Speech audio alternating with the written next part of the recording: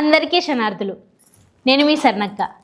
గేల ముచ్చట ఏంటంటే, మొన్న 1వ తారీఖు సంగారెడ్డి జిల్లా సిరిగాపూర్ బాయ్స్ ఎస్సీ హాస్టల్లో గాడ బువ్వ సక్క లేదు, కరెంట్ సక్క లేదు, మాకు చక్కగా వస్తువులు లేవని గాలు రోడ్డు మీదకి ఎక్కి ధర్నాలు చేసిర్రు.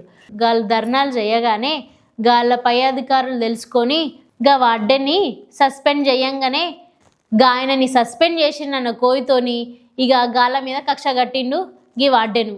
కక్ష కట్టిందే కాకుండా తాగి పచ్చి బూతులు తిట్టిండు గాలని.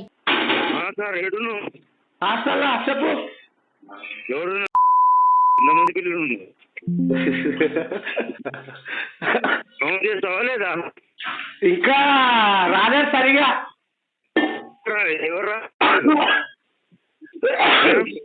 ఇప్పుడు కొంటింగ్ చేసి చెప్పానా ఎవరు అంటున్నా రాజా ఇంకా రావట్లేదు. అరే లైన్ అంటుంటారు ఎంతమంది ఎవరు రాలేదంటున్నా ప్రేర్ చెప్పి ఎంతమంది ప్రేర్ అంటే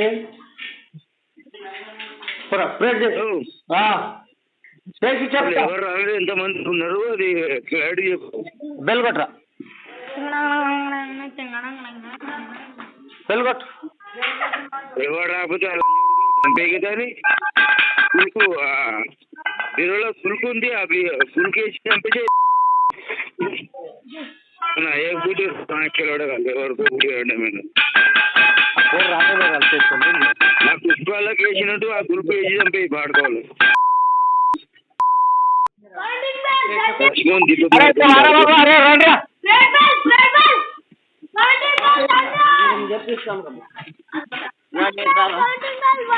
ఫోటో పంపిస్తావు ఏమన్నా అదేం తాగుతుంది ఏమో అలా దివేశాస్త్రం అదే అదేం తాగుతుంది అంటున్నా. ఏ రండి బాబా రే రండి. జంచు రాబోయ్ ఈ జంచు ఏం చేస్తున్నావు?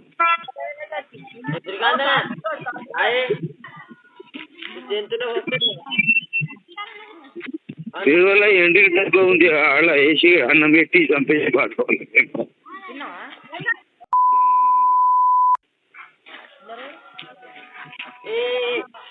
హలో హలో ఇక్కడ 20 మంది ఉన్నారు. 20 మంది ఉన్నారు అన్న. ఫోటో పంపి అంటున్నా. వాళ్ళ ఫోటో పట్టరా. వాళ్ళ ఫోటో పంపి లేకుంటే అన్నంలో గురికి వేసి చంపేసి పాడుకోవాలి. చచ్చిపోతారు దీపు మారిపోతు పాడుకోవాలి. మీరు కాకుండా ఇంకో దగ్గర ఉద్యోగం చేస్తారు.